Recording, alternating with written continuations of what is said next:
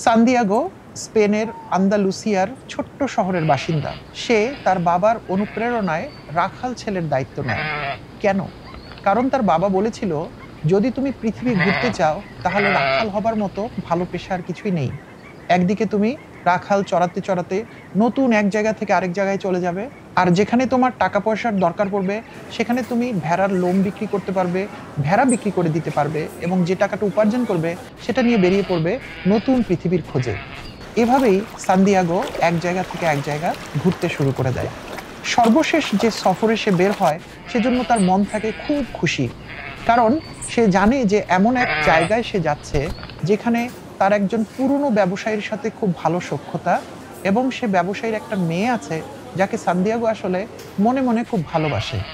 সেই পথে চলতে চলতে সান্তিয়াগো দেখা পায় একটা পুরনো গির্জায়, যেটার ছাদ ভেঙে পড়েছে, ভেতর থেকে বের হয়ে এসেছে বড় বড় গাছ। সান্তিয়াগো ঠিক করলো এই গির্জাতেই রাত কাটাবে। রাতে সে শুয়ে পড়ল, আর অদ্ভুতভাবে একটা পুরনো স্বপ্ন সে আবার দেখতে পেল। আর সেটা হলো, সে একটা গুপ্তধনের খোঁজ পেয়ে গেছে। গুপ্তধনের বলে সে অনেক বড় লোক হয়ে গেছে। এবার সান্তিয়াগোর মাথায় গুপ্তধনের ভূত খানিকটা চেপে বসলো। আসসালামু আলাইকুম। আশা করি সবাই অনেক ভালো আছেন। আপনাদের সবাইকে স্বাগত জানাচ্ছি রকমারি বৈঠকের নিয়মিত আলোচনায়। আজকে আমরা যে বইটা নিয়ে আলোচনা করব, আপনারা আমার পাশেই দেখতে পাচ্ছেন, বিশ্ববিখ্যাত একটা বই। বইটার নাম হচ্ছে দ্য আলকেমিস্ট। আমি নিজে খুবই এক্সাইটেড এই বইটা নিয়ে, কারণ আমার নিজের জীবনের অনেক ট্রান্সফরমেশনাল জার্নি এই বইটার লার্নিং এর সাথে অনেক মিলে। যদিও আমার জীবন এখন হয়তো সেরকম অতিবাহিত হয়নি, আরো বড় পরীক্ষা সামনে দিতে হবে, কিন্তু আমি নিজে থেকে এই বইটা অনেক ইন্সপায়ারেশন পেয়েছি, এবং এই বইটার ব্যাপারে আমি সবাইকে অনেক বলতে চাই। সো একদিকে আমি এক্সাইটেড, আরেকদিকে মনে হচ্ছে আজকে বলার ক্ষেত্রে আমার গড়বড় হয়ে যাবে। দেখা যাক কি হয়, আল্লাহ ভরসা। চলেন আমরা প্রথমে জানার চেষ্টা করি এই বইটা কি ধরনের বই। আমরা এই ধরনের বইকে ফ্যান্টাসি ফিকশন ক্যাটাগরির মধ্যে রাখি, অর্থাৎ একটা গল্প যেটার ভিতর কিছু বাস্তবতা, কিছু অতিরঞ্জন, সবকিছু মিলেই একটা বই। একটা ছোট্ট সহজ গল্পের মতো এই বইটা, যেখানে সবচেয়ে প্রধান চরিত্রের নাম হচ্ছে সান্তিয়াগো, যে একটা রাখাল ছেলে, এবং তার হাত ধরে আপনি স্পেনের আন্দালুসিয়া থেকে বের হবেন, চলে যাবেন মরক্কোর তানজিয়ার, সেখান থেকে চলে যাবেন মিশরের পিরামিডের পাদদেশে। আর এর মধ্য দিয়েই অনেকগুলো চরিত্র আসতে থাকবে, অনেকগুলা ঘটনা ঘটতে থাকবে, এবং সেই ঘটনাগুলোর মধ্য থেকে আমরা শিখব একটার পর একটা জীবন ঘনিষ্ঠ লেসন বা শিক্ষা। এই বইটি লিখেছেন পাওলো কোয়েলহো, অত্যন্ত বিখ্যাত একজন লেখক। কিন্তু এই বইটা তার প্রথম দিকের একটা বই, 1988 সালে লেখা, পর্তুগিজ ভাষায়, যেটা কিনা ব্রাজিলে তিনি প্রকাশ করেছিলেন একটা ছোট্ট প্রকাশনার মাধ্যমে। বইটার শুরুটা কিন্তু খুব সুখকর ছিল না।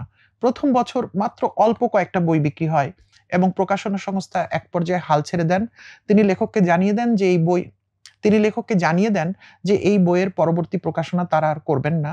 লেখক খানিকটা হতাশ হন, কারণ কোয়েলহো ভেবেছিলেন এটাই তার জীবনের সবচেয়ে বড় সৃষ্টি, এবং তিনি যা জীবনে বিশ্বাস করেন এবং তিনি যা শিখেছেন তার স্পিরিচুয়াল জার্নির মধ্য দিয়ে, সেটাই তিনি বইতে লিখেছেন। তিনি খুব হতাশ হন, নিজের মতো করে তিনি বইটা প্রচার করতে চেষ্টা করেন। এর মধ্যে একটা মিরাকুলাস ঘটনা ঘটে যায়। পৃথিবীর অন্যতম সেরা প্রকাশনী আমেরিকার হার্পার কলিন্স, তারা কোয়েলহোর সাথে যোগাযোগ করেন এবং বলেন যে বইটি তারা ইংরেজিতে অনুবাদ করে প্রকাশ করতে চান। পাবলো রাজি হন, এবং সেই হিসেবে বইটি প্রকাশিত হয় এবং সারা বিশ্বে সাড়া পড়ে যায়। এখন পর্যন্ত মোট 82টি ভাষায় বইটি প্রকাশিত হয়েছে, এবং বইটির প্রায় 85 মিলিয়ন কপি বিক্রি হয়ে গেছে। পৃথিবীর ইতিহাসে আধুনিক কালে মানুষের লেখা যত বই আছে তার মধ্যে সবচেয়ে বেশি অনুবাদিত এবং সবচেয়ে বেশি প্রচারিত বই হচ্ছে পাবলো কোয়েলহোর দ্য আলকেমিস্ট বইটি। চলুন আমরা গল্পে প্রবেশ করি। সান্তিয়াগো স্পেনের আন্দালুসিয়ার ছোট্ট শহরের বাসিন্দা। সে তার বাবার অনুপ্রেরণায় রাখাল ছেলের দায়িত্ব নেন। কেন? কারণ তার বাবা বলেছিল, যদি তুমি পৃথিবী ঘুরতে চাও তাহলে রাখাল হবার মতো ভালো পেশা আর কিছুই নেই। একদিকে তুমি রাখাল চড়াতে চড়াতে নতুন এক জায়গা থেকে আরেক জায়গায় চলে যাবে, আর যেখানে তোমার টাকা পয়সার দরকার পড়বে সেখানে তুমি ভেড়ার লোম বিক্রি করতে পারবে, ভেড়া বিক্রি করে দিতে পারবে, এবং যে টাকাটা উপার্জন করবে সেটা নিয়ে বেরিয়ে পড়বে নতুন পৃথিবীর খোঁজে। এভাবেই সান্তিয়াগো এক জায়গা থেকে এক জায়গা ঘুরতে শুরু করে দেয়। সর্বশেষ যে সফরে সে বের হয় সেজন্য তার মন থাকে খুব খুশি, কারণ সে জানে যে এমন এক জায়গায় সে যাচ্ছে যেখানে তার একজন পুরনো ব্যবসায়ীর সাথে খুব ভালো সখ্যতা এবং সে ব্যবসায়ীর একটা মেয়ে আছে যাকে সান্তিয়াগো আসলে মনে মনে খুব ভালোবাসে। সেই পথে চলতে চলতে সান্তিয়াগো দেখা পায় একটা পুরনো গির্জায়, যেটার ছাদ ভেঙে পড়েছে, ভেতর থেকে বের হয়ে এসেছে বড় বড় গাছ। এই গির্জাটার একটা বৈশিষ্ট্য, সান্তিয়াগো এখানে এলেই সাধারণত এক রাতের একটা রেস্ট নিয়ে নেয়। এবারও সান্তিয়াগো ঠিক করলো এই গির্জাতেই রাত কাটাবে। রাতে সে শুয়ে পড়ল, আর অদ্ভুতভাবে একটা পুরনো স্বপ্ন সে আবার দেখতে পেল, যে স্বপ্নটা সে আগে বহুবার দেখেছে যতবার এই গির্জাটায় সে রাত কাটিয়েছে। আর সেটা হলো, সে একটা গুপ্তধনের খোঁজ পেয়ে গেছে। গুপ্তধনের বলে সে অনেক বড় লোক হয়ে গেছে। এই স্বপ্নটা সান্দিও আগে বহুবার দেখেছে, কিন্তু স্বপ্নের মধ্যে কখনোই জানতে পারা যায়নি যে গুপ্তধনটা ঠিক কোথায় আছে। এবার সান্দিগোর মাথায় গুপ্তধনের ভূত খানিকটা চেপে বসলো। সে খোঁজ করতে থাকলো স্থানীয়ভাবে এমন কি কেউ আছেন যিনি কিনা স্বপ্নের ব্যাখ্যা করতে পারেন। এবং খোঁজ নিয়ে জানা গেল মরুভূমিতে এক জিপসি মহিলা আছেন যিনি কিনা স্বপ্নের ব্যাখ্যা দিতে পারেন। সান্দিয়াগো তার কাছে গেলেন। জিপসি মহিলা সান্দিয়াগোকে বললেন যে তিনি স্বপ্নের ব্যাখ্যা জানেন, তবে বলবেন এক শর্তে, গুপ্তধন পেলে তাকে তার দশমাংশ দিয়ে দিতে হবে। মহিলা সান্দিয়াগোকে জানালেন যে মিশরের এক পিরামিডের পাদদেশে গুপ্তধনের খোঁজ পাওয়া যাবে। সান্দিয়াগো জিজ্ঞেস করলো, কিভাবে যাব? মহিলা বললেন, সেটা আমার কাজ নয়, আমার কাজ স্বপ্নের ব্যাখ্যা বলা। সান্দিয়াগো কিছুটা খুশি কিছুটা হতাশ হয়ে মহিলার বাসা থেকে বেরিয়ে এলো। স্থানীয় বাজারে সে বসে একটা বই পড়ছিল। সেখানে এক বৃদ্ধের সাথে তার পরিচয় হলো। বইয়ের সূত্রে কথা বলতে বলতে সে জানতে পেল বৃদ্ধের নাম মেলকিজেদেক, যিনি কিনা নিজেকে সালিমের রাজা হিসেবে দাবি করলেন। সালিম হচ্ছে জেরুজালেমের একটা পুরনো নাম, যেটা বাইবেলে পাওয়া যায়। সান্দিয়াগোকে অবাক করে দিয়ে বৃদ্ধ রাজা তাকে বলল যে, তুমি গুপ্তধন খুঁজছো। সান্দিয়াগো খুব অবাক হলো। সে রাজাকে জিজ্ঞেস করলো, আপনি কি করে জানলেন? রাজা বললেন, তুমি যদি গুপ্তধন খুঁজে পেতে চাও তাহলে আমি তোমাকে তা বলে দিতে পারি, কিন্তু তোমাকে ভেড়াদের 10% আমাকে দিয়ে দিতে হবে। সান্দিয়াগো বললেন, আমি গুপ্তধন পাওয়ার পর আপনাকে সেটা দেই? রাজা বললেন, তোমার কাছে আজ যা নেই তার উপর যদি তুমি ব্যবসা করতে চাও তাহলে সে ব্যবসা কেউ তোমার সাথে করবে না। সান্দিয়াগো রাজাকে 10% ভেড়া দিতে রাজি হলো, এবং তখন তিনি বলে দিলেন যে মিশরের কোন পথে গেলে পিরামিডের দেখা পাওয়া যাবে। সান্দিয়াগো কিছুটা এক্সাইটেড হলেন, পাশাপাশি সে একটু ভয়ও পেল। এতদিন ধরে ভেড়াগুলোর উপর তার এত মায়া জন্মে গেছে, এবং সে ছাড়া ভেড়াগুলো কিভাবে থাকবে, কে তাদের যত্ন নেবে? রাজা তাকে বললেন, সৃষ্টিকর্তা সবার জন্য একটা পথ তৈরি করে দিয়েছেন। তুমি যদি তোমার পথে এগিয়ে যাও, সৃষ্টিকর্তা অবশ্যই তোমাকে আশীর্বাদ করবেন এবং তোমাকে সহযোগিতা করবেন। এরপর তিনি আরেকটা খুব গুরুত্বপূর্ণ কথা সান্দিয়াগোকে বললেন, যেটা আমরা এখনো একটু আলোচনা করব এবং বইয়ের শেষ পর্যায়ে আমরা যখন শিক্ষাগুলো নিয়ে আলোচনা করব সেখানেও বেরিয়ে আসবে। আর সেটা হচ্ছে, তুমি যখন মন থেকে কোনো কিছু খুব করে চাও, তখন বিশ্ব ব্রহ্মাণ্ড সেটা দেওয়ার জন্য অস্থির হয়ে যায়। শুধু তোমাকে একটু কষ্ট করে এবং চেষ্টা করে সেটা সংগ্রহ করে নিতে হবে। বৃদ্ধ রাজার কথায় সান্দিয়াগো খুব এক্সাইটেড হয়। সে সিদ্ধান্ত নেয় বাকি ভেড়াগুলো বিক্রি করে দিয়ে সে বেরিয়ে পড়বে মরক্কোর পথে। যেই কথা সেই কাজ। ভেড়া বিক্রি করে দিয়ে সে একটা জাহাজের টিকিট কাটে এবং স্পেন থেকে যাত্রা শুরু করে মরক্কোর পথে। এক পর্যায়ে মরক্কোর তানজিয়ারে গিয়ে উপস্থিত হয়। সেখানে গিয়ে সে একজন লোকের দেখা পায় যে সান্দিয়াগোকে পিরামিড পর্যন্ত পৌঁছে দিতে চায়। বিনিময়ে সে বলে যে আমাদের অনেক পথ পাড়ি দিতে হবে, কাজে আমাদের বেশ কিছু টাকা পয়সার প্রয়োজন হবে। অল্প কথায় সান্দিয়াগো লোকটাকে বিশ্বাস করে ফেলে এবং বলে, আমার কাছে ভেড়া বিক্রির পর অনেক টাকা আছে। লোকটা কৌশলে সান্দিয়াগোর টাকাগুলো হাতিয়ে নেয় এবং সেখান থেকে কেটে পড়ে। এক পর্যায়ে সান্দিয়াগো আবিষ্কার করে পিরামিড যাওয়া তো বহু দূরের কথা, তার হাতে একটা কপর্দকও নেই। সে বাজারে ঘুরতে থাকে এবং একটা দোকান খুঁজে পায় যেখানে একজন বৃদ্ধ লোক ক্রিস্টালের জিনিসপত্র বেচেন। সান্দিয়াগো বৃদ্ধকে যে বলেন যে, আমাকে কি আপনি কোনো কাজে নেবেন? লোকটা বলেন, দেখো বাবা, আমার খুব বেশি ক্রেতা নেই, তো আমি তোমাকে নিয়ে কি কাজ দিব? সান্দিয়াগো বলেন, দেখুন, আপনার ক্রিস্টালগুলো অনেক দিন ধরে ধুলোবালি পড়ে গেছে। আমি যদি সেগুলো মুছে চকচকে করে দেই তাহলে আপনি আমাকে খাবার ব্যবস্থা করে দিন। বৃদ্ধ দোকানদার সান্দিয়াগোর কাজ দেখে খুব খুশি হলেন এবং তিনি তাকে বললেন, তুমি চাইলে আমার দোকানে থেকে যাও, কাজ করতে পারো, কিন্তু কেন কাজ করতে চাও? এতক্ষণে সান্দিয়াগো বেশ বুদ্ধিমান হয়ে গেছে। সে আর গুপ্তধনের কথা কাউকে বলছে না। সে বলছে, আমি মিশর যাব পিরামিড দেখতে। দোকানদার বললেন, সে তো অনেক টাকার বিষয়। তুমি যদি সারা বছর আমার এখানে কাজ করো তবুও কিন্তু তোমার সেই টাকা হবে না। সান্তিয়াগো হাল ছাড়ে না। সে বলে, আমি 1 বছর আপনার কাছে কাজ করে যে টাকা পাবো সেই টাকা দিয়ে আমি মেষ কিনবো, সেটা দিয়ে ব্যবসা করব, সেটাকে অনেক বড় করব এবং তারপর যে বড় পুঁজি হবে সেটা দিয়ে আমি পিরামিড দেখতে যাব। দোকানদার তার কথায় খুশি হন এবং তাকে কাজ করতে বলেন। কিছুদিন পর সান্তিয়াগো খেয়াল করলো যে এই দোকানে বেশ ভালো ভালো ক্রিস্টাল এবং আসবাবপত্র আছে, কিন্তু কেন যেন কাস্টমার আসে না। সে একটু রেকি করে দেখলো যে বাজার থেকে দোকানটা বেশ দূরে এবং অনেক মানুষ বাজার থেকেই ঘুরে চলে যায়। সে দোকানদারকে প্রপোজ করলো যে আচ্ছা, আমরা যদি একটা বিজ্ঞাপন টাঙিয়ে দিই সামনে, আর এই বাজারে যারা আসে তারা যে চা পান করতে চায়, সো ক্রিস্টাল বিক্রির পাশাপাশি আমরা যদি একটা ছোট্ট চা বিক্রির ব্যবস্থা করি, সেটাতে কি আপনি রাজি হবেন? দোকানদার রাজি হয়ে যায় এবং এই দুটো সিদ্ধান্তই দোকানে আমূল পরিবর্তন আনে। অনেক খরিদ্দার আসতে শুরু করেন, তারা ক্রিস্টাল কেনেন, চা খান, অনেকে চা খেতে এসে ক্রিস্টাল কেনেন এবং দোকানটা অল্প কয়েকদিনের মধ্যে এমন একটা পর্যায়ে গিয়ে উপনীত হয় যে তাদেরকে আরো বেশ কয়েকজন কর্মচারী রাখতে হয়। দোকানদার সান্তিয়াগোর কাজে খুব খুশি হন এবং তারা নিজেদের মধ্যে ভাব বিনিময় করতে শুরু করেন। এক পর্যায়ে দোকানদার সান্তিয়াগোকে বলেন যে আমার খুব শখ হজে যাব। সান্তিয়াগো বলে, তাহলে যান না কেন? দোকানদার বলেন, আমার তো অনেক টাকা নেই। সান্তিয়াগো বলে, আমরা আরো কিছুদিন কাজ করলে তো আপনার টাকা হয়ে যাবে, তখন আপনি হজে যাবেন। দোকানদার রাজি হন। তারা আবার মন দিয়ে কাজ করতে শুরু করেন এবং তাদের উপার্জন আরো বেড়ে যায়। এক পর্যায়ে সান্তিয়াগোর কাছে টাকা জমে যায়, যেটা দিয়ে সে পিরামিডে যেতে পারবে। অন্যদিকে সে চিন্তা করে দেখে যে দোকানদারের কাছেও যথেষ্ট পরিমাণ টাকা জমে গেছে, যা দিয়ে সে হজে যেতে পারে। সান্তিয়াগো দোকানদারকে বলেন যে আপনি হজে চলে যান, আমি পিরামিডে চলে যাই। কিন্তু দোকানদার তাকে একটা অদ্ভুত কথা বলেন। তিনি বলেন তিনি হজে যেতে চাইছেন না। সান্তিয়াগো খুব অবাক হয়, বলে আপনি না এটা সারা জীবন ধরে চেয়েছেন? লোকটা একটা অদ্ভুত যুক্তি দেয়, বলে সারা জীবন ধরে যা চেয়েছি তা যদি আমি অর্জন করে ফেলি তাহলে আমি বাঁচবো কিভাবে? বৃদ্ধের কথায় সান্তিয়াগো হতাশ হয়। সে মনে মনে ভাবে, আমি গুপ্তধনের মতো সামান্য জিনিস অর্জন করার জন্য কত পরিশ্রম করছি, কত পথ পাড়ি দিতে রাজি আছি, অথচ সৃষ্টিকর্তার একটা বড় কাজ সম্পূর্ণ করার জন্য এই লোক বলছে তার জীবনের নাকি আর কোনো অর্থ থাকবে না। বৃদ্ধের ওপর হতাশ হয় সান্তিয়াগো। সে ভাবে এখানে থাকলে তার পক্ষে গুপ্তধন সংগ্রহ করা আর সম্ভব হবে না। একটা উটের কাফেলার সাথে সাথী হয়ে সে রওনা দেয় মিশরের পিরামিডের দিকে। কাফেলায় তার সাথে পরিচিত হয় এক ইংরেজ ভদ্রলোকের, যিনি কিনা একজন আলকেমিস্টকে খুঁজছেন।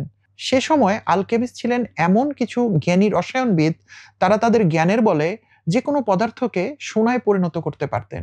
এই ইংরেজ এমন একজন আলকেমিস্টের দেখার জন্য বের হয়ে পড়েছিলেন মিশরের পথে। পথে তাদের অনেক কথা হয়, তারা নিজেদের মধ্যে অনেক ভাব বিনিময় করে, অনেক কিছু শেখে নিজেদের মধ্যে কথা বলায়। এক পর্যায়ে কাফেলাটা আল ফাউম নামে একটা মরুদ্যানের কাছে পৌঁছে যায়, আর তখনই সেখানে একটা যুদ্ধ বেজে যায়। তাদের আর উপায় থাকে না কোথাও যাবার। তারা এই কাফেলার সাথেই থেকে যান কয়েক মাস। আলফাউম মরুদ্যানের মধ্যে ঘুরতে ঘুরতে তারা আলকেমিস্টের খোঁজ করতে থাকেন। একদিন সান্তিয়াগো একটা কূপের কাছে একটা মেয়ের দেখা পায়, তার নাম ফাতিমা। ফাতিমাকে দেখা মাত্র সান্তিয়াগো তার প্রেমে পড়ে যায়। ফাতিমার ক্ষেত্রেও তাই হয়। তারা আরো কিছু কথা বলে, তাদের আসার কারণ বলে। ফাতিমা জানে কোথায় আলকেমিস্ট থাকে। ফাতিমার দেখানো পথ ধরে তারা আলকেমিস্টের কাছে পৌঁছে যায়। একদিকে ইংরেজ আলকেমিস্টকে বারবার বোঝাতে থাকে যে তিনি তার কাছে সেই বিদ্যা শিখতে চান যার মাধ্যমে যে কোনো পদার্থকে সোনায় পরিণত করা যায়। অন্যদিকে সান্তিয়াগোর সাথে ফাতিমার প্রেম জমে ওঠে।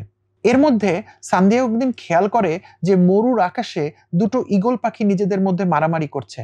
সান্তিয়াগো স্পেনেই জানতো যে এরকম ঘটার মানে হচ্ছে শত্রুপক্ষ আক্রমণ করবে।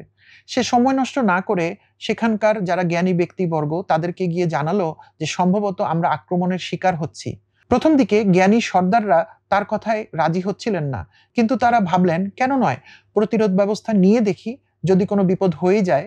এবং যথারীতি সেদিন রাতেই শত্রুরা তাদেরকে আক্রমণ করে এবং পূর্ব প্রস্তুতির জোরে তারা নিজেরা আত্মরক্ষা করতে পারে। এক রাতেই সান্তিয়াগো হিরো বনে যায়। এলাকার সর্দাররা তাকে একজন বড় মাপের সাধক মনে করে এবং তাকে অফার করে যে তুমি আমাদের সাথে থেকে যাও। সে ফাতিমাকে বিয়ে করতে চায়, সেজন্য তারা রাজি হয়। সান্তিয়াগো ফাতিমাকে সবকিছু বলে এবং এটাও বলে যে সে আর গুপ্তধনের খোঁজে বের হবে না, সে বিয়ে শাদী করে এখানেই থিতু হয়ে যাবে। কিন্তু ফাতিমা রাজি হয় না। ফাতিমা বলে একজন মানুষের উচিত তার স্বপ্নকে অর্জন করার চেষ্টা করা। ফাতিমা এও বলে যে তুমি সুস্থভাবে ফিরে আসবে গুপ্তধন নিয়ে, আমি তোমার জন্য আজীবন অপেক্ষা করব। এক পর্যায়ে আলকেমিস্ট ইংরেজকে বিদায় করে দেয় এই বলে যে তুমি কি কখনো নিজে থেকে এটা চেষ্টা করেছো? ইংরেজ বলে না। তখন আলকেমিস্ট বলে যে এমন কিছু জিনিস তুমি জানতে আসবে না যেটার জন্য নিজে তুমি কখনোই চেষ্টা করনি। অন্যদিকে আলকেমিস্ট সান্তিয়াগোকে সাহায্য করতে চায় সেই পিরামিড খুঁজে পাবার জন্য। তারা দুজন রওনা হয় এবং এক পর্যায়ে নতুন পথে তারা এক ডাকাত দলের কবলে পড়ে। ডাকাত দল ভাবে যে এরা দুজন গুপ্তচর। এক পর্যায়ে আলকেমিস্ট বলে যে সান্তিয়াগো জাদু জানে এবং সে চাইলে মরুভূমির বাতাসের মধ্যে মিলিয়ে যেতে পারে। এজন্য তারা 3 দিন সময় চেয়ে নেয়। সান্তিয়াগো বিপদে পড়ে যায়, সে তো আসলে জাদু জানে না। এক পর্যায়ে সে যখন আলকেমিস্টকে একা পায় তখন বলে, আপনি আমাকে এত বড় ফাঁদে কেন ফেললেন? আমি তো এই জাদু জানি না। আলকেমিস্ট তাকে একটা ভয়ঙ্কর কঠিন কথা বলে, বলে যে তুমি যদি মন থেকে চাও, ভয়ভীতির ঊর্ধ্বে উঠতে পারো, তাহলে এই মরুভূমিকে তুমি যা নির্দেশ করবে সে তাই করবে। যথারীতি তৃতীয় দিন সান্তিয়াগো সকল ভয়ভীতির উপরে উঠে নিজে কঠিন ধ্যানমগ্ন হয়। সে মরুভূমির বালুর সাথে কথা বলে, বাতাসের সঙ্গে কথা বলে, সূর্যের সাথে কথা বলে। আর তখনই কেমন করে যেন একটা সাইমুম মরুঝড় তৈরি হয়, আর সত্যি সত্যি বালু আর বাতাস উড়িয়ে নেয় সান্তিয়াগোকে অন্য একটা জায়গায়। যখন ঝড় থেমে যায় তারা সান্তিয়াগোকে খুঁজতে থাকে, কিন্তু সান্তিয়াগো অন্য একটা জায়গা থেকে হেঁটে হেঁটে ফিরে আসে। তারা সত্যি ভয় পেয়ে যায়। তারা ভাবে সান্তিয়াগোর হাতে আসলেই অনেক জাদু আছে। তারা সান্তিয়াগো এবং আলকেমিস্ট দুজনকেই ছেড়ে দেয়, সাথে একজন প্রহরীও দিয়ে দেয়। তারা যত দূর যেখানে যেতে চায় প্রহরী তাদের সেখান পর্যন্ত পৌঁছে দেবে। কিছু দূর এগুনোর পর আলকেমিস্ট সান্তিয়াগোকে বলে, তোমার আর আমাদের কারোই প্রয়োজন নেই। তুমি পিরামিডের কাছে চলে এসেছো, বাকিটা পথ তুমি নিজে নিজেই চলে যাও এবং তোমার গুপ্তধন সংগ্রহ করে নাও। সান্তিয়াগো একা একা রওনা দেয়। গভীর রাতে সে যখন পিরামিডের নিচে গুপ্তধনের কাছে পৌঁছে যায় তখন খুবই এক্সাইটেড হয় সে। সে নিজের মতো করে বালু সরাতে থাকে, বালু সরাতে থাকে, গভীর থেকে গভীর হতে থাকে গর্ত, এবং তারও আশা বাড়তে থাকে। এবং তখনই আরেক দল ডাকাত সেখানে চলে আসে। ডাকাত দল তার কাছে কোনো কিছু না পেয়ে তাকে খুব করে মারে এবং অত্যাচার করে। সান্তিয়াগো প্রায় মরে যাবার উপক্রম হয়। তখন মানুষগুলো সান্তিয়াগোকে ফেলে চলে যেতে থাকে। সান্তিয়াগো তাদেরকে ডেকে বলে যে আমার স্বপ্ন আসলেই সত্যি হবে, আমি এখানে অবশ্যই গুপ্তধন খুঁজে পাবো, যদি প্রয়োজন হয় আপনারা আমার সাথে থাকুন। সেই লোকগুলোর সর্দার অনেক জোরে জোরে হাসে এবং বলে, এই বালক শোনো, আমিও বারবার একটা স্বপ্ন দেখি, একটা গির্জার সাইকেমর গাছের নিচে যেখানে অনেক মেষপালক শুয়ে শুয়ে ঘুমায় সেখানে গুপ্তধন আছে, কিন্তু আমি তো সেখানে যাইনি। এত বড় বোকামি কেউ করে? তুমি বাড়ি ফিরে যাও। লোকগুলো যখন দূরে সরে যায় সান্তিয়াগো মনে মনে হাসতে থাকে। সে বুঝে ফেলে আসলে গুপ্তধন কোথায় আছে। সে যে গির্জাটায় ঘুমাতো সেখানেও একটা গাছ আছে, সাইকেমর গাছ। সেই গাছের নিচেই তো সে ঘুমাতো, আর সেখানে ঘুমানোর সময় তো সে গুপ্তধনের স্বপ্ন দেখত। সে বুঝে ফেলে গুপ্তধন কোথায় আছে এবং সে ফিরে যায় তার গ্রামের কাছের সেই গির্জায়, এবং সেখানে গিয়েই সে সত্যি সত্যি অনেক বড় একটা গুপ্তধন পেয়ে যায়। সে অনেক বড়লোক হয়ে যায়, ফিরে যায় ফাতিমার কাছে, বিয়ে করে এবং বাকিটা জীবন সুখে স্বাচ্ছন্দ্যে বাঁচতে শুরু করে। আপনারা নিশ্চয়ই ভাবছেন যে সান্তিয়াগো যদি তার গ্রামেই যদি গির্জাতে গুপ্তধন পেয়ে থাকে তাহলে এতটা পথ কেন ঘুরতে হলো। এখানে এই গল্পের মূল গল্পটা লুকিয়ে আছে, যে জন্যই এই গল্পের নাম আলকেমিস্ট। এই বইয়ের নাম আলকেমিস্ট এজন্য হয়নি যে একজন আলকেমিস্টের দেখা পাবেন। এই গল্পের বইয়ের নাম আলকেমিস্ট হয়েছে এজন্য যে একজন আলকেমিস্ট যে কোনো পদার্থকে সোনায় রূপান্তর করতে পারে। কিন্তু একটা মানুষ কিভাবে পরিপূর্ণ মানুষ হয়? একজন মানুষ পরিপূর্ণ মানুষ হয় পরিবর্তনের মধ্য দিয়ে, ঠেকে ঠেকে, শিখে, ব্যর্থতার মধ্য দিয়ে, অনেক নতুন অভিজ্ঞতার মধ্য দিয়ে। আমাদের গল্পের প্রধান চরিত্র সান্তিয়াগো কিন্তু গুপ্তধন পেয়েছিল তার বাড়ির কাছেই, কিন্তু মরক্কো হয়ে মিশর, এই দীর্ঘ পথ পাড়ি দেওয়া, এর মধ্য দিয়ে সান্তিয়াগো একজন পরিপূর্ণ মানুষ হয়েছে। সে অসংখ্য বাধা মোকাবেলা করেছে, মাঝখানে তার টাকা পয়সা সব চলে গেছে, সে মার খেয়েছে, মরার মতো অবস্থা হয়েছে। সে এমন মানুষের দেখা পেয়েছে যেই মানুষ সারা জীবন স্বপ্ন খুঁজেছে কিন্তু স্বপ্নের কাছে গিয়েও সেই স্বপ্নকে ধারণ করেনি। সে একজন রাজাকে খোঁজ পেয়েছে, যে রাজা বলেছেন তুমি যখন যা নিতে চাও সমস্ত বিশ্ব ব্রহ্মাণ্ড সেটা দেওয়ার জন্য প্রস্তুত হয়ে যায়। এই যে শিক্ষাগুলো, এগুলো না পেলে তো সান্তিয়াগো একজন পরিপূর্ণ সান্তিয়াগো হতেন না। এজন্যই এই বইটির নাম আলকেমিস্ট। এই বইটার পরতে পরতে অসংখ্য শিক্ষা লুকিয়ে আছে। আমি তার মধ্যে যে কয়টা নিজে উপলব্ধি করতে পেরেছি সেগুলো একে একে আপনাদেরকে বলছি। প্রথমটি হচ্ছে, স্বপ্ন বা ড্রিম সবার আছে, কিন্তু খুব কম মানুষই সেটা অর্জন করার জন্য চেষ্টা করে বা সাধনা চালিয়ে যায়। যেমন সান্তিয়াগোর বাবাও কিন্তু চেয়েছিলেন তিনি পৃথিবীব্যাপী ঘুরে বেড়াবেন এবং তার পরামর্শে কিন্তু সান্তিয়াগো একজন মেষপালক হয়েছিলেন, কিন্তু তার বাবা কিন্তু নিজের বাড়ি ছেড়ে কোথাও যাননি, ফলে তার চাওয়া অপূর্ণই রয়ে গেছে।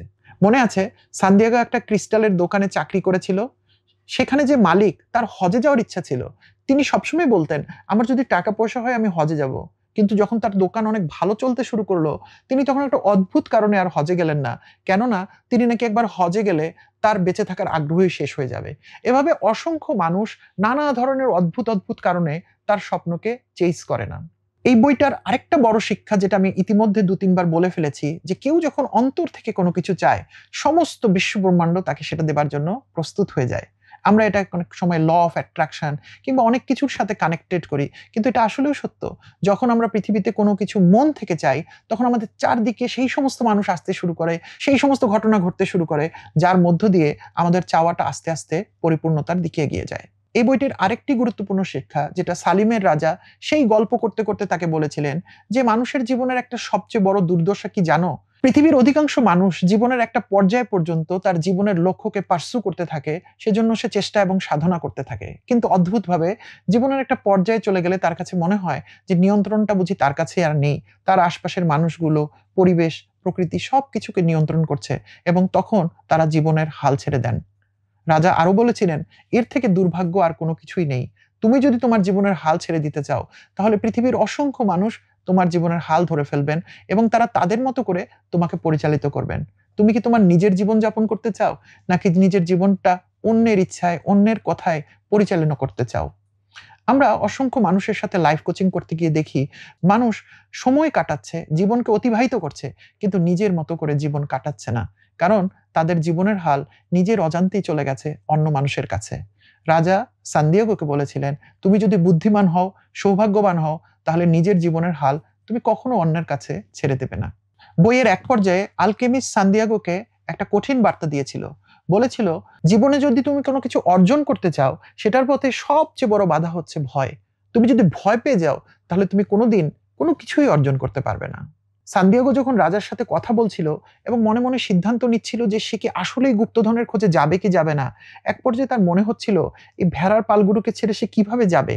যখন রাজা তাকে শক্তভাবে বলেছিলেন, সৃষ্টিকর্তা সবার জন্য পথ তৈরি করে রেখেছেন এবং তুমি যদি তোমার পথে হাঁটো, তাহলে তিনি অবশ্যই তোমাকে সহযোগিতা করবেন, তোমাকে সাহায্য করবেন।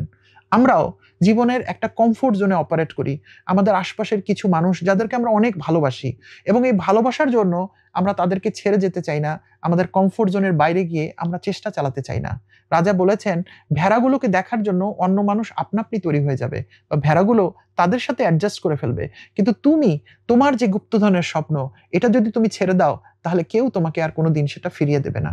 আমাদের জন্য তাই আমরা যখন বড় কিছু করতে যাই, আমাদের কমফোর্ট জোন, আমাদের আশপাশের অনেকগুলো মানুষ আমাদের জন্য এক অর্থে বাধা হয়ে দাঁড়ায়। তারা মনে করে যে আমাদের ছেলে কোথায় চলে যাবে, আমাদের মেয়ে কোথায় চলে যাবে। আমরাও কোনো একটা ভালোবাসার টানে আমাদের নিজেদের বড় স্বপ্নটাকে জলাঞ্জলি দেই, কিন্তু সেই মানুষগুলো একসময় তাদের প্রয়োজনে আমাদের থেকে দূরে সরে যান।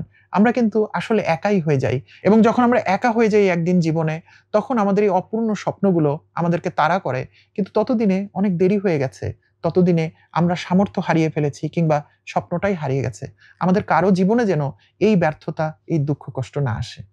বইটার আরেকটা পর্যায়ে আমরা জানতে পারি যে সামনে যাওয়া মানেই কষ্ট পাওয়া, অর্থাৎ যদি আপনি কষ্ট পান, আপনার যদি বাধা আসে, তার মানে আপনি এগিয়ে যাচ্ছেন, আপনি বড় হচ্ছেন। সান্তিয়াগো এবং ইংরেজ ভদ্রলোক যখন আলকেমিস্টের সন্ধানে কাফেলার সাথে যাচ্ছিল, তখন এক উটের চালক তাদেরকে একটা মহা সত্যি কথা বলেছিল। উটের চালক বলেছিল, আমি সবসময় বর্তমানে থাকি, অতীত সে তো অতীত, ভবিষ্যৎ আসবে কিনা আমরা জানি না।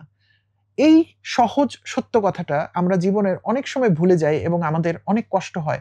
আমরা অতীতের কষ্টকে টেনে নিয়ে আসি, ভবিষ্যতের ভয় আমাদেরকে তটস্থ করে রাখে। কিন্তু একজন উট চালক একটা বড় শিক্ষা দিয়ে দেন, বর্তমানে আপনি বেঁচে আছেন এবং বর্তমানে আপনি জীবনকে উপলব্ধি করছেন। কাজেই যদি আপনি বর্তমানেই ফোকাস করেন, তাহলে আপনি পৃথিবীর সবচেয়ে গুরুত্বপূর্ণ কাজগুলো যা আপনার জন্য বাধ্যতামূলক হয়ে গেছে, তা আপনি বর্তমানে করতে পারবেন। অতীত আপনার যেমনই হোক না কেন, বর্তমানে যদি আপনি সঠিক কাজ করেন, তাহলে আপনি সুন্দর একটা ভবিষ্যৎ তৈরি করতে পারবেন। এই উট চালক একই রকম একটা উদাহরণ আরেকবার বলেছিলেন, যখন তারা একটা মরুদ্যানের খুব কাছে রাতে ঘুমিয়ে পড়েছেন। সান্দিয়াগোর ঘুম ভেঙে যায় এবং সে দেখে আকাশের তারাগুলো মনে হচ্ছে মাটিতে নেমে এসেছে। সে ওই উট চালককে জিজ্ঞেস করে যে ওই তারাগুলো কেন মাটিতে? উটচালক বলেন যে আমরা আসলে একটা উদ্যানের খুব কাছে চলে এসেছি, এগুলো আসলে আকাশের তারা না, মরুদ্যানের আলো। সান্দিয়াগো ততদিনে মরুভূমি দেখতে দেখতে বিরক্ত হয়ে গেছিল। সে এক্সাইটেড হয়ে বলে, আমরা এখানে কেন ঘুমাচ্ছি, আমরা কেন ওই মরুদ্যানে যাচ্ছি না? তখন উটচালক বলে, কারণ এখন ঘুমানোর সময়, সবসময় বর্তমানে থাকবে।